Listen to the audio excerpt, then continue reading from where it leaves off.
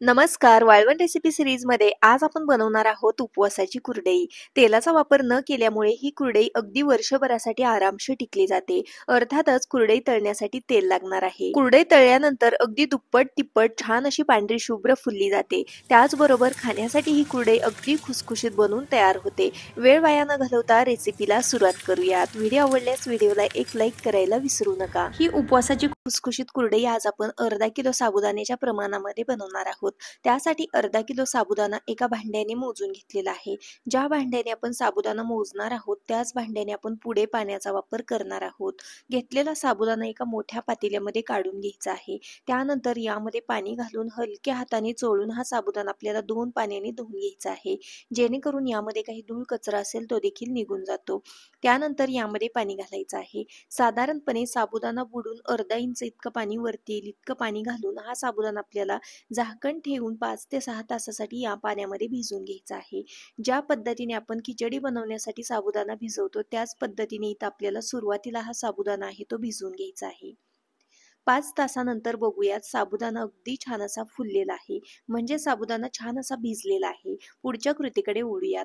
गॅसवरती एक जाड बुडाचं पातेलं गरम करायला ठेवलेलं आहे.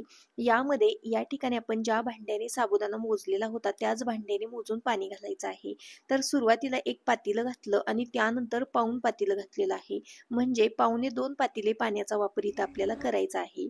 जेवढा साबुदाणा आहे त्याच्या दुप्पट पाण्याचा वापर इथं करायचा आहे. दुप्पट न वापरता अगदी थोडंसं पाणी, वाटीभर पाणी कमी करायचं आहे आणि या पाण्याला अगदी छान अशी खळखळून उकळी काढायची आहे. ज्या भांड्याने आपण साबुदाणा मोजलेला त्याच भांड्याने मोजून 1.25 पातेलं पाणी आहे ते अगदी खळखळीत उकळतं गरम करून घेतलं.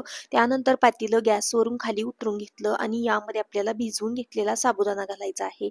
पाण्याला अगदी छान खळखळीत उकळी काढून घ्यायची आहे. अजिबात पाणी कोमट नको किंवा थंड नको, अगदी कडकडीत उकळत्या पाण्यामध्येच आपल्याला हा साबुदाणा आहे तो भिजत घालायचा आहे. त्यामुळे आपला साबुदाणा अगदी छान असा आणखीनच दुप्पट तिप्पट फुलला जातो. उकळत्या पाण्यामध्ये भिजवून घेतलेला साबुदाणा घातल्यानंतर एकदा व्यवस्थित मिक्स करूयात. झाकण ठेवून हा साबुदाणा आपल्याला 10 ते 12 तासासाठी असाच उकळत्या पाण्यामध्ये ठेवून द्यायचा आहे. रात्री हा साबुदाणा मी उकळत्या पाण्यामध्ये ठेवलेला होता. दुसऱ्या दिवशी सकाळी उठून पाहते तर बघू शकता हा साबुदाणा या उकळत्या पाण्यामध्ये अगदी छान असा फुललेला आहे. आणखीनच दुप्पट तिप्पट अशा प्रकारे हा साबुदाणा फुललेला आहे. यामध्ये अजिबात तळाला देखील पाणी राहिलेलं नाही. या साबुदाण्याने सगळं पाणी आहे ते ऍब्झॉर्ब करून घेतलेलं आहे. 10 ते 12 तासामध्ये हा साबुदाणा पूर्णपणे पाणी ऍब्झॉर्ब करून घेतो आणि याचा छान असा लगदा तयार होतो. साबुदाणा गरम पाण्यामध्ये भिजून तयार झालेला आहे. पुढच्या कृतीकडे वळूयात.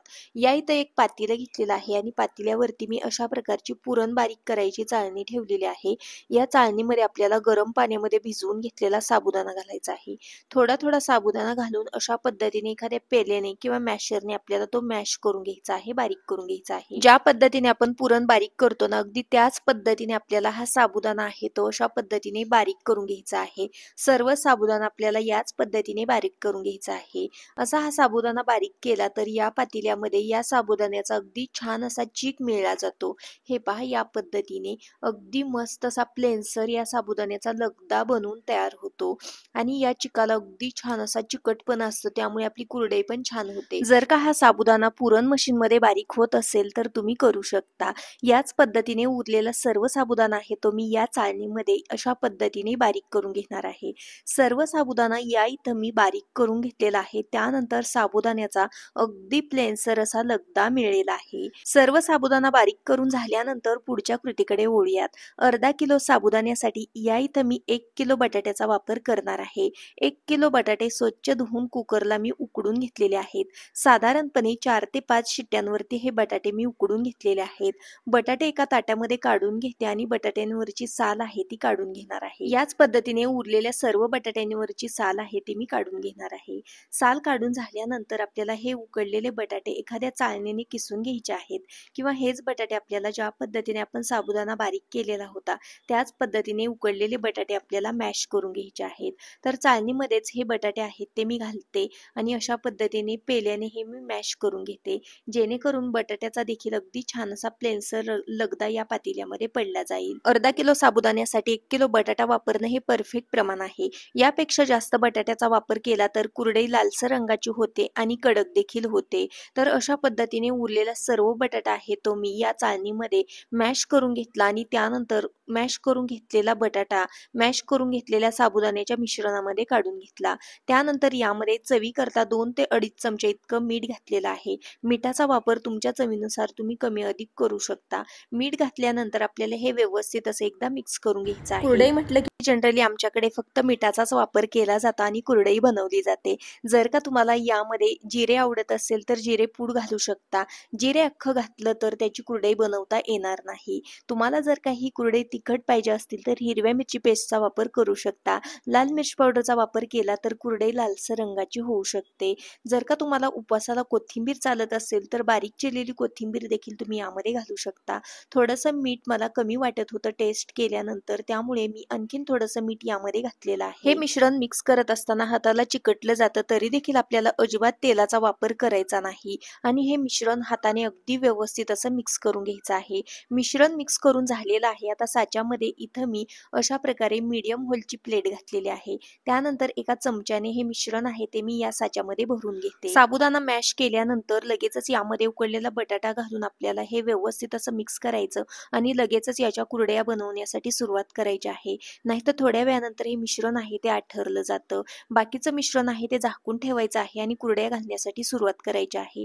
कुरडया हे आपल्याला लगेचच घालून घ्यायच्या आहेत. जर काही मिश्रण आठरलं तर कुरडया व्यवस्थित येत नाहीत.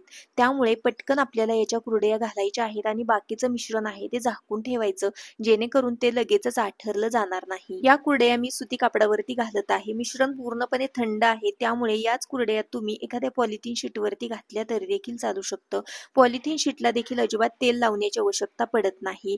या इथं तुम्ही बघू शकता अगदी परफेक्ट आणि गोल गरगरीत कुरडया बनवून तयार होत आहेत.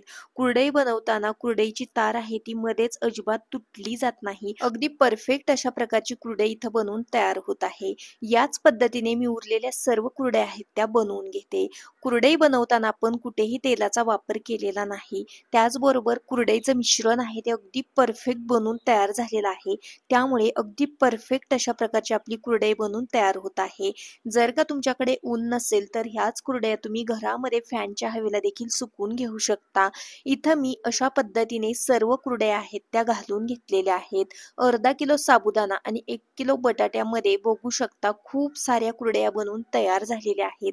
अगदी परफेक्ट अशा प्रकारच्या कुरडया बनवून तयार झालेल्या आहेत. पहिल्या दिवशी माझ्याकडे दुपारून ऊन नव्हतं, त्यामुळे ह्या कुरडया मी फॅनच्या हवेला सुकवल्या आणि दुसऱ्या दिवशी उन्हामध्ये ठेवलेल्या होत्या. डायरेक्ट ह्या कुरडया तुम्ही उन्हामध्ये देखील सुकवून घेऊ शकता.